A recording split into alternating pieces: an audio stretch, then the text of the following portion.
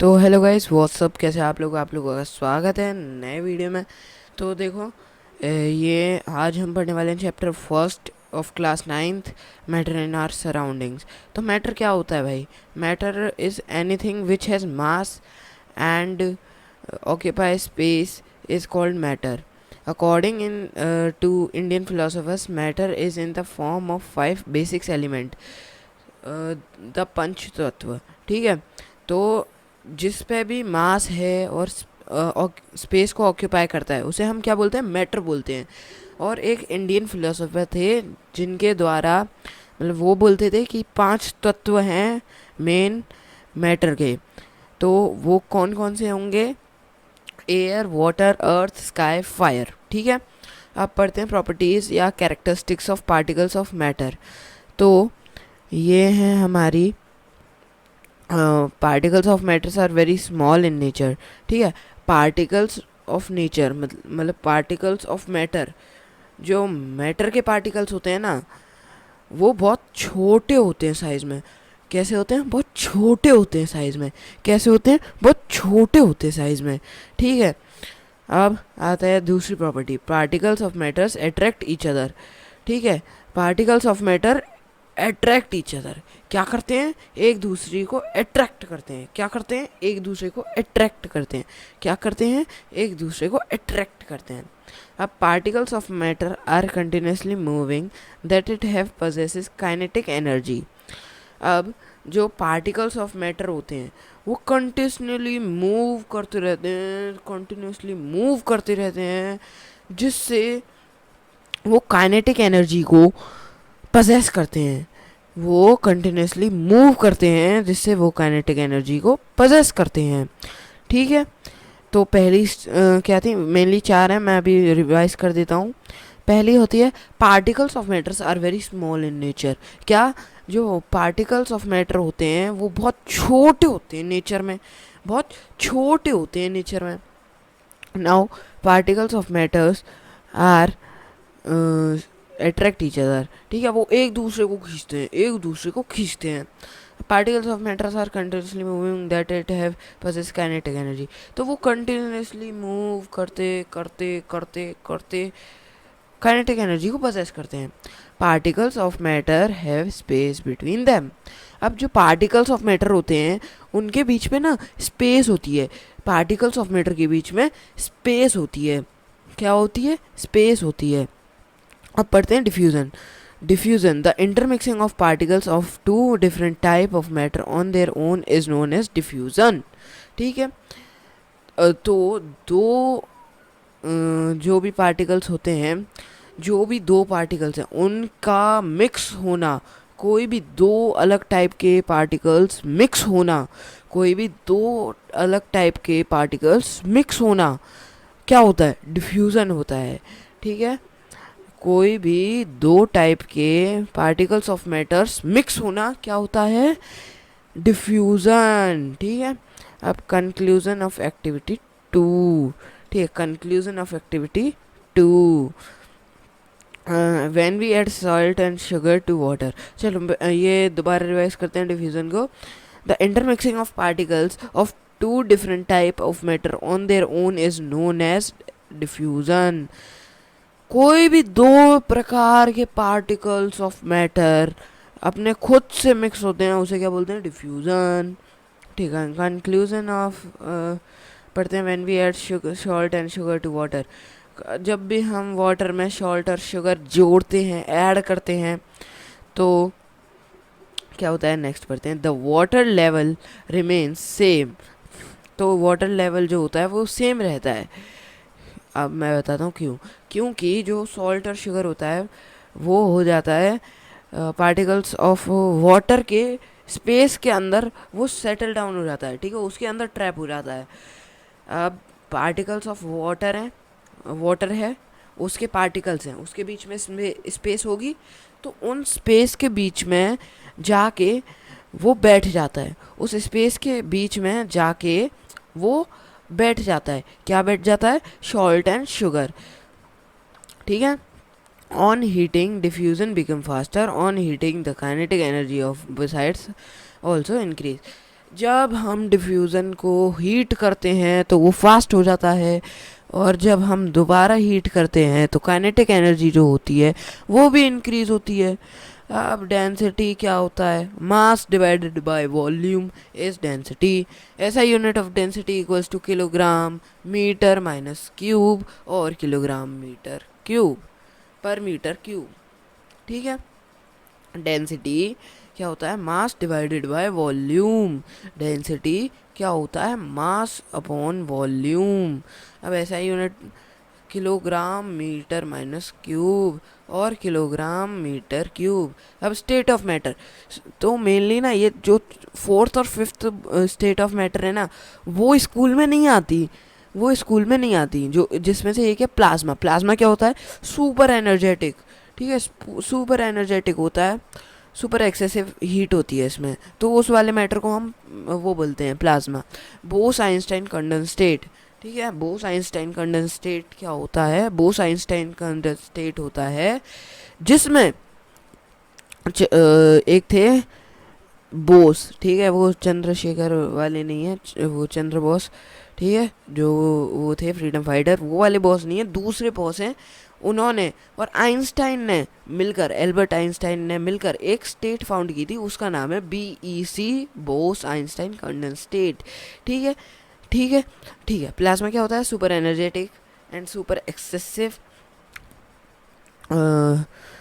जो मटेरियल होता है वो प्लाज्मा हो गया। अब बोस आइंस्टाइन कंडेंसेट क्या होता है, बोस और आइंस्टाइन ने मिलकर ढूंढी थी तो वो कंडेंसेट हो गया, मतलब वो स्टेट को हम बोस आइंस्टाइन कंडेंसेट कहते हैं। अब सॉलिड लिक्विड गैस, अब ये तीन मेन है, इसके बारे में भी हम पढ़ेंगे, तो वो अभी हम पढ़ते हैं। चलो,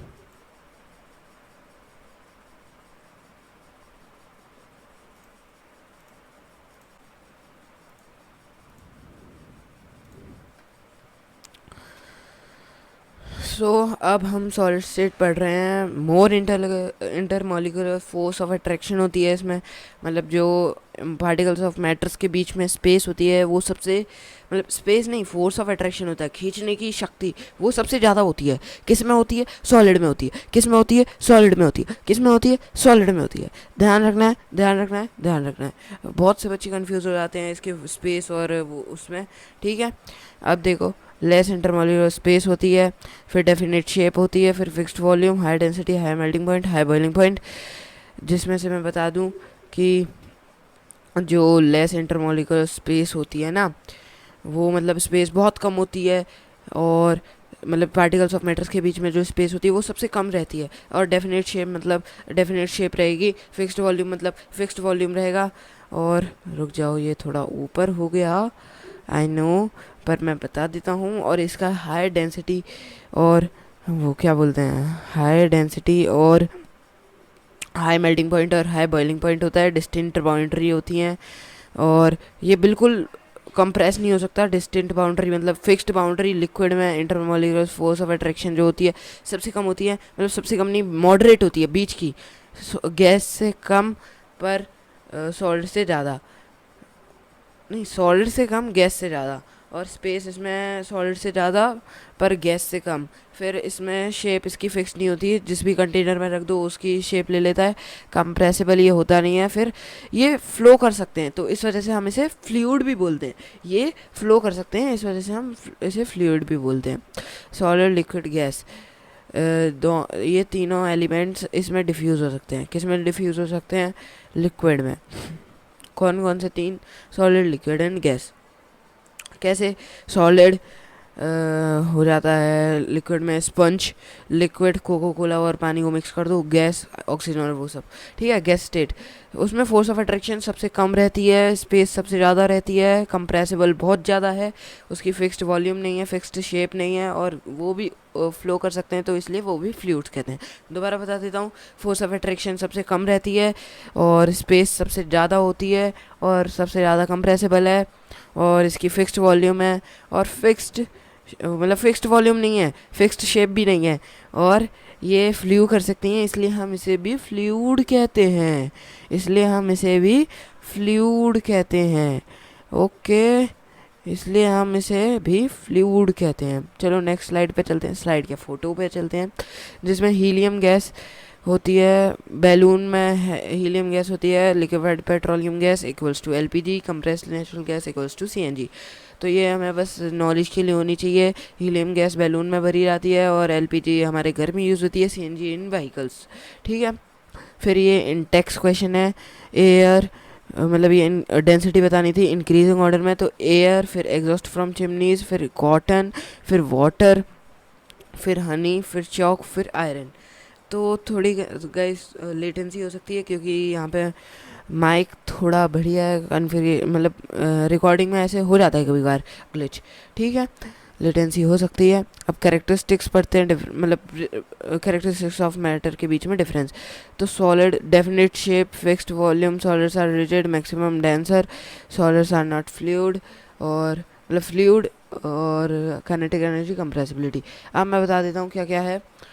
देखो सॉलिड क्या होता है, डेफिनेट शेप होती है। ठीक है, सॉलिड क्या होती है, डेफिनेट शेप होती है। लिक्विड, लिक्विड पर डेफिनेट शेप नहीं होती है, पर उस जिस भी कंटेनर में रख दो उसका शेप ले लेगा।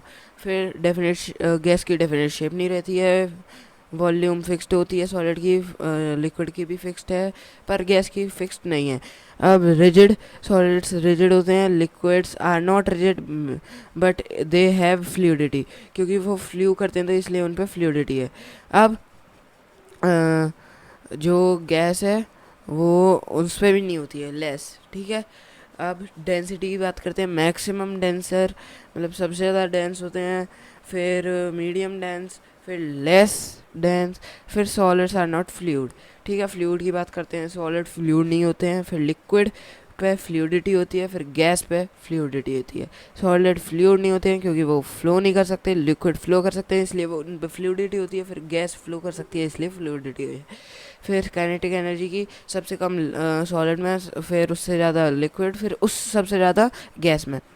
फिर कंप्रेसिबिलिटी की बात करते हैं। नेग्लिबल मतलब बहुत ही कम कंप्रेस हो सकता है सॉलिड, फिर लेस कंप्रेसिबल होता है लिक्विड का, मतलब बहुत ही कम, मतलब बहुत तो नहीं, कम ही कंप्रेस होते हैं। फिर आता है मोर कंप्रेसिबिलिटी, सबसे ज़्यादा कंप्रेस होने वाला। ठीक है, सबसे ज़्यादा कंप्रेस होने वाला, ये वो कंप्रेसिबिलिटी है। पर नेग्लेबल मतलब नहीं लिखना चाहिए था, लेस लिखना चाहिए था, क्योंकि जो है स्पंज वो दब जाता है, मतलब ऐसे थोड़े बहुत हैं सॉलिड वो दब जाते हैं। फिर आते हैं हम rigidity. Rigidity, it is the property of solid which resist the change in the shape and size.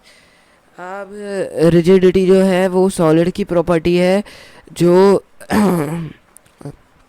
Change in shape और साइज़, मतलब किसी भी शेप को चेंज या साइज़ को चेंज करने वाली चीज़ के अगेंस्ट खड़ा होता है, वो प्रॉपर्टी सॉलिड की, उसे हम रिजिडिटी कहते हैं। ठीक है, उसे हम रिजिडिटी कहते हैं। अब आते हैं compressibility. It is the property in which we apply pressure to compress the particles. कोई भी प्रॉपर्टी जिसमें हम प्रेशर लगा के पार्टिकल्स को कंप्रेस करते हैं वो होती है compressibility. Fluidity, it is the property in which particles can flow, gas and liquid have fluidity. आप कोई भी प्रॉपर्टी जिसमें पार्टिकल्स फ्लो हो सकें उसे हम फ्लूइडिटी कहते हैं, और गैस और लिक्विड पे फ्लूइडिटी होती है, सॉलिड पे नहीं होती है। ठीक है, ठीक है, ठीक है। किस पे फ्लूइडिटी नहीं होती है, सॉलिड पे। एमसीक्यू में आ सकता है शायद से, I am not that much sure. अब आते हैं filling a gas container. Gas have high compressibility so it can fill in a container. Gas पे सबसे ज़्यादा कंप्रेसिबिलिटी होती है तो इसलिए वो कंटेनर में कंप्रेस हो जाते हैं। शेप पे आते हैं। It is the property of solid in which solid है फिक्स्ड बाउंड्री। कोई भी प्रॉपर्टी जिसमें फिक्स्ड बाउंड्री होगी सॉलिड में वो शेप होगा। काइनेटिक एनर्जी क्या होता है, the energy possessed by an object due to motion are called kinetic energy. Motion के द्वारा कोई भी एनर्जी पोजेस होगी उसे हम क्या बोलेंगे, काइनेटिक एनर्जी। डेंसिटी क्या होता है, mass per unit volume is called density. को सॉलिड हैव हायर डेंसिटी, कोई भी मास पर यूनिट वॉल्यूम कहलाएगा डेंसिटी, और सॉलिड पे सबसे ज़्यादा डेंसिटी होती है। आप पढ़ते हैं liquid have lower density as compare to solid but ice floats on water because ice has pores in which air traps which lower heat density of ice and ice starts floats on water. तो देखो ice क्यों float करती है water पे, ये एक Intex question है, blueprint question. क्यों करती है मैं बताता हूँ, क्योंकि उसके अंदर ना छोटे छोटे टाइनी पोर्स होते हैं जो जिसमें एयर ट्रैप होती है, तो उसकी वजह से इसकी डेंसिटी ना गिर जाती है, तो इसलिए आइस सॉलिड होके भी वाटर पे फ्लोट करती है। आप पढ़ते हैं due to high speed of particles and large space between them gases show the property of diffusion very fast into other gases. अब पार्टिकल्स की हाई स्पीड किस में, पार्टिकल्स की हाई स्पीड और स्पेस गैसेस में शो करती है हमें डिफ्यूज़न की प्रॉपर्टी, जो कि बहुत जल्दी होती है दूसरे गैसेस में। ठीक है, दूसरे गैसेस में बहुत जल्दी होती है। अब melting point, the maximum temperature at which a solid melts into liquid at the atmospheric pressure is called its melting point. सबसे ज़्यादा टेम्परेचर जिसमें सॉलिड मेल्ट होता है लिक्विड में, जिसमें सॉलिड मेल्ट होता है लिक्विड में एट द एटमॉस्फेरिक प्रेशर, और मतलब एटमॉस्फेरिक प्रेशर पे, उसे हम क्या बोलेंगे, मेल्टिंग पॉइंट। उसे हम क्या बोलेंगे, मेल्टिंग पॉइंट। उसे हम क्या बोलेंगे, मेल्टिंग पॉइंट। ठीक है। The energy supplied by heat overcome the form of attraction between the particles. कोई भी एनर्जी जो हीट को मतलब सप्लाई हो रही है टू ओवरकम द हीट, मतलब फोर्स ऑफ अट्रैक्शन को तोड़ने में जो भी हीट आ रही है पार्टिकल्स को, वो हम बोलते हैं लेटेंट हीट या हिडन हीट। ठीक है। Melting and freezing point of ice is 0 degree Celsius. Melting और फ्रीजिंग पॉइंट क्या है, वो हैं हमारे 0 डिग्री सेल्सियस। किसके, आइस के। ठीक है। कोई भी एनर्जी जो हीट से मिल रही है एक फोर्स ऑफ प्रोसेस अट्रैक्शन जो को तोड़ने सॉलिड में चेंज हो रहा पार्टिकल्स है, के, मतलब वो क्या एक होते हैं, प्रोसेस वो जो क्या होते हैं, मुझे सॉलिड जल्दी स्टेट बता को दो, लिक्विड वो स्टेट क्या में कर होती रहा है, है, उसे हम क्या बोलते हैं, लेटेंट हीट फ्यूजन। या फिर done. Then hidden latent heat. Heat of fusion. अब लेटेंट हीट ऑफ फ्यूजन क्या होता है, the okay, amount of heat done. Energy that is required to change 1 kilo of solid into liquid at atmospheric pressure at melting point is known as latent heat of fusion. अब एक amount heat energy की जो हमें required है 1 kilo solid को liquid में change करने के लिए एट एटमॉस्फेरिक प्रेशर और उसके मेल्टिंग पॉइंट पे, उसे हम क्या बोलेंगे, लेटेंट हीट ऑफ फ्यूजन। अब latent heat of fusion of ice क्या होता है, हम वो पढ़ेंगे 3.34 इंटू 10⁵ जूल पर किलो। अब जूल हीट एनर्जी की ऐसा यूनिट हो गई, और किलो हमारे उसकी हो गई वेट की। सो ये हमारे उतनी है, मतलब 1 किलो को पिघलाने में इतना चाहिए होता है। अब लेटेंट हीट और हिडन हीट क्या होता है, heat use to overcome the force of attraction. जो भी हीट हमारे फोर्स ऑफ अट्रैक्शन को तोड़ने में काम आती है, उसे ये हम हिडन हीट बोलते हैं। क्या बोलते हैं, हिडन हीट बोलते हैं। अब पढ़ो, particles in water at 0 degree Celsius have more energy as compared to particles in ice at the same temperature of latent heat of fusion। तो इसका मतलब है जो पार्टिकल्स होते हैं वाटर पे, वाटर के, वो 0 डिग्री सेल्सियस पे ज़्यादा एनर्जी होगी आइस के कंपेयर में। सो सेम टेम्परेचर पे जो है हमें आइस ज़्यादा ठंडी लगेगी क्योंकि उसमें कम एनर्जी है। ठीक है। तो इधर हमारा लेटेंट हीट ऑफ फ्यूज़न काम आ रहा है। अब बॉइलिंग पॉइंट क्या होता है भैया, हमें ये भी बता दीजिए। बॉइलिंग पॉइंट वो होता है जिस एक फिक्स्ड टेम्परेचर जिस पे लिक्विड स्टेट बॉयल होना स्टार्ट हो जाती है और गैस स्टेट में चेंज हो जाती है एट एटमॉस्फेरिक प्रेशर। ठीक है, उसे हम क्या बोलते हैं, बॉइलिंग पॉइंट। अब latent heat of vaporisation, the amount of heat energy is required to change 1 kilo liquid into gas at atmospheric pressure at this boiling point is known as latent heat of vaporisation. अब 1 kilo liquid को gas में change करने के लिए जितनी भी heat energy चाहिए और वो भी उसके एटमॉस्फेरिक प्रेशर और बॉइलिंग पॉइंट पे है, उसे हम क्या बोलेंगे, latent heat of vaporisation. Okay, latent heat of vaporisation of water पढ़ते हैं अब। वाटर का लेटेंट हीट ऑफ वेपराइजेशन होता है 22.5 इंटू 10⁵ जूल पर किलो। अब ये याद कर लेना, एमसीक्यू में ज़रूर से आता है। सब्लिमेशन, सब्लिमेशन क्या होता है? सब्लिमेशन एक प्रोसेस होता है जिसमें gas state directly solid state में हो जाती है without change into liquid, without change into liquid. उसे क्या बोलते हैं? उसे क्या बोलते हैं? सब्लिमेशन। अब डिपोजिशन, डिपोजिशन डायरेक्ट उल्टा होता है सॉलिड का गैस में होना। ठीक है, अब हम पढ़ते हैं एक ये डायग्राम। ये शायद से मैंने गलत बना दिया है, हाँ, क्योंकि सॉलिड टू लिक्विड फ्यूज़न होता है, ना कि liquid to solid fusion. Solid to liquid fusion, liquid to solid solidification. अब liquid to gas vaporisation, gas to liquid condensation, solid to gas sublimation, gas to solid deposition. आपकी NCERT book में भी यही है। अब एटमॉस्फेरिक गैसेस को liquefy करने का मेथड समझते हैं। अगर हम प्रेशर को बढ़ा देंगे और टेम्परेचर को कम कर देंगे तो लिक्विफाई हो जाएंगी गैस। ठीक है, अब हमें बताना है कार्बन डाइऑक्साइड को हम ड्राई आइस क्यों कहते हैं। अब वो इसलिए कहते हैं क्योंकि वो हाई प्रेशर के अंदर जमा करी जाती है, तो जो सॉलिड CO2 होती है वो कवर्ड हो जाती है और वो डायरेक्ट गैसियस स्टेट में हो जाती है जब हम उसका प्रेशर डिक्रीज कर देते हैं ऑन द एटमॉस्फेयर। सो वो बिना लिक्विड में हुए ही गैस में हो जाती है। अब सेल्सियस टू केल्विन करना है तो +273 और केल्विन टू सेल्सियस करना है तो -273। अब बताओ, सी के से बड़ा है छोटा है? सी पहले आता है तो छोटा हुआ ना, के बाद में आता है तो वो बड़ा हुआ। अब हम छोटे से बड़े जाएंगे तो प्लस होगा और बड़े से छोटा माइनस, तो वही सेम है, +273 और -273, तो 300 kelvin equals to 27 degree Celsius, 573 kelvin equals to 300 degree Celsius.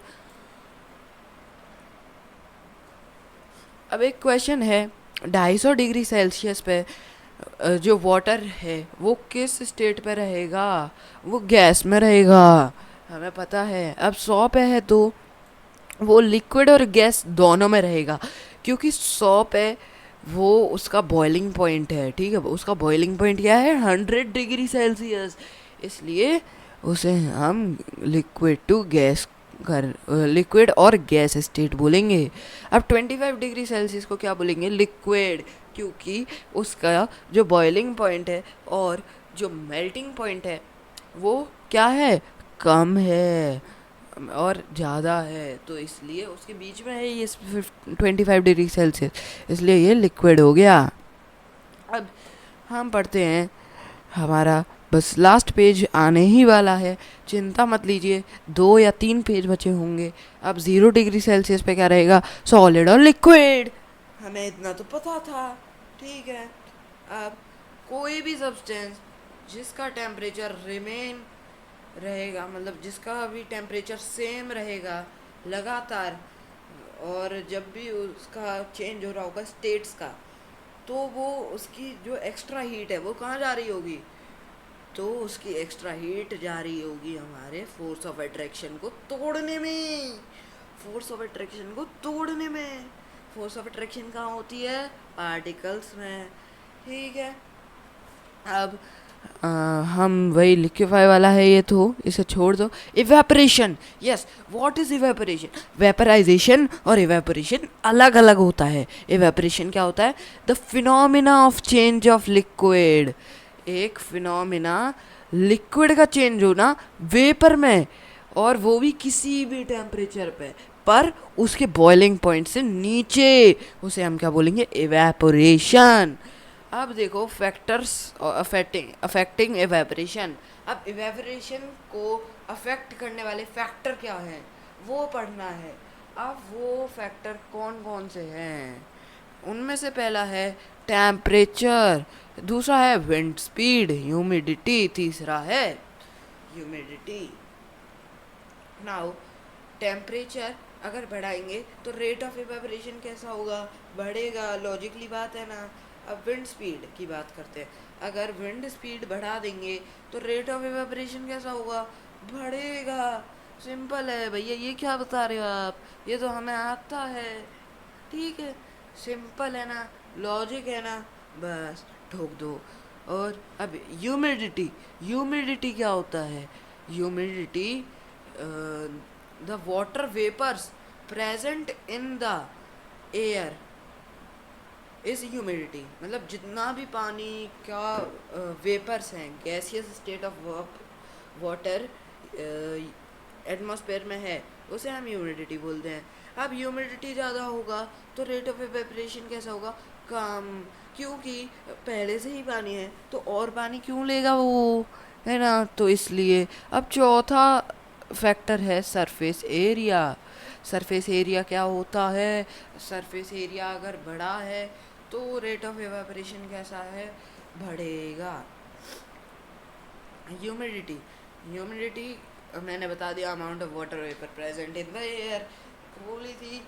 ठीक है, याद रहेगा, याद रहेगा। अब इवेपोरेशन कूलिंग क्यों करता है भाई? इवेपोरेशन में कूलिंग क्यों होती है? क्योंकि जो लिक्विड के पार्टिकल्स होते हैं, ठीक है, लिक्विड के पार्टिकल्स होते हैं। अभी लिखना विखना सब बंद कर दो, आप लोग नोट्स बना रहे होंगे। तो जो लिक्विड के पार्टिकल्स होते हैं उसमें जो वो हीट एनर्जी लेते हैं, और वो हीट एनर्जी कहाँ से लेते हैं? अपने सराउंडिंग से। ठीक है, अब वो हीट एनर्जी लेके तो उड़ गए, ठीक है, हमारे पास तो है नहीं। अब उसी हीट एनर्जी को लेने के लिए, लेते वक्त, उससे पहले, ठीक है, उससे पहले हमें ठंडा फील होता है। तो इसलिए हम बोलते हैं इवेपोरेशन कॉजेज कूलिंग, और इसी वजह से सराउंडिंग्स ठंडी हो जाती हैं। अब इवेपोरेशन और बॉइलिंग में डिफरेंस पढ़ते हैं। Evaporation the phenomena of change of liquid into vapor at any temperature below its boiling point is evaporation. Boiling the phenomena of change of liquid into vapor at a fixed temperature. अब boiling क्या होता है? Fixed temperature पे वो gaseous state में होगा। Evaporation below it's boiling point, और किसी भी टेम्परेचर पे वो इवेपोरेट हो जाएगा। ठीक है, ओके, मतलब लिक्विड को गैसियस स्टेट में करना। ठीक है, और सरफेस, ये जो एवेपोरेशन है वो एक सरफेस फिनोमिना है। बॉइलिंग क्या है? बल्क फिनोमिना है। और एवेपोरेशन वो किसी भी टेम्परेचर पे हो सकती है, but below it's boiling point. Okay, और जो बॉइलिंग है वो एक फिक्स्ड टेम्परेचर पे होती है। अब चौथा पढ़ते हैं हम। The temperature of system is not remain constant. अब इवेपोरेशन में जो टेम्परेचर है वो कांस्टेंट नहीं रहता, बॉइलिंग में कांस्टेंट रहता है, बस। और एक और पॉइंट है, जो इवेपोरेशन है वो कूलिंग इफेक्ट देता है, मगर बॉइलिंग जो है वो हीटिंग इफेक्ट देता है।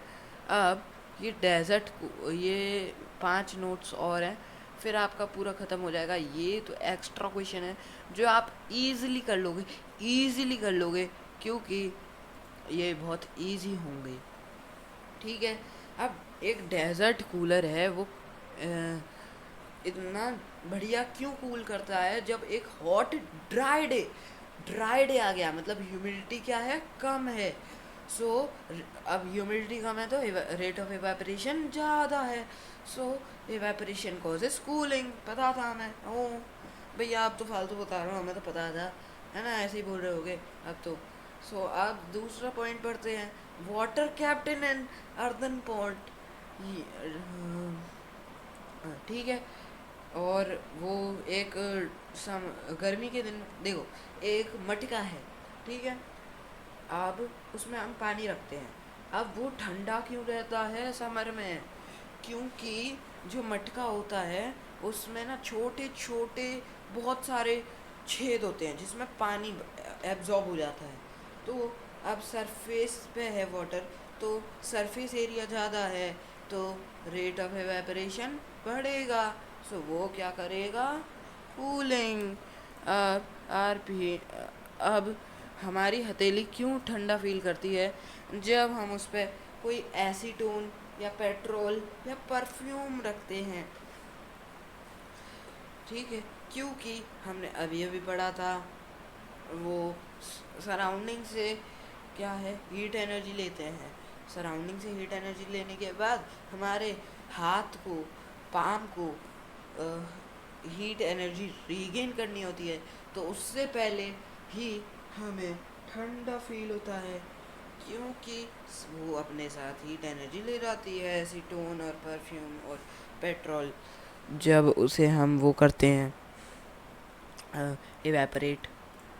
ठीक है, अब ये 5 वे पॉइंट तक पहुंचते हैं। अब हम मिल्क को, जो गरम मिल्क होता है, चाय होती है, उसे एक प्लेट में क्यों इतने इजीली पी पाते हैं, एक कप में क्यों नहीं? बिकॉज ऑफ सरफेस एरिया भैया। सरफेस एरिया ना उसमें ज़्यादा होता है, प्लेट में, कप में छोटा होता है। तो सरफेस एरिया ज़्यादा रहेगा तो रेट ऑफ इवेपोरेशन तो बढ़ेगा ही ना। हाँ भैया, ठीक है, ऐसे होगा। अब cotton being the good absorber of water, अब जो कॉटन है वो वाटर का गुड एब्जॉर्बर है, इसलिए वो जो स्वेट है उसे जल्दी एब्जॉर्ब करता है। और अब एब्जॉर्ब कर रहा है तो इवेपोरेट तो होगा ही, अब इवेपोरेट हो रहा है तो वो कॉज कूलिंग करता है। तो यहीं पे आपके चैप्टर की समाप्ति होते हुए, सो बाय बाय, और ऐसे ही पढ़ते रहना, और बढ़िया लगा हो तो लाइक कर देना। I don't want fame, but it's your mind. Okay, bye bye.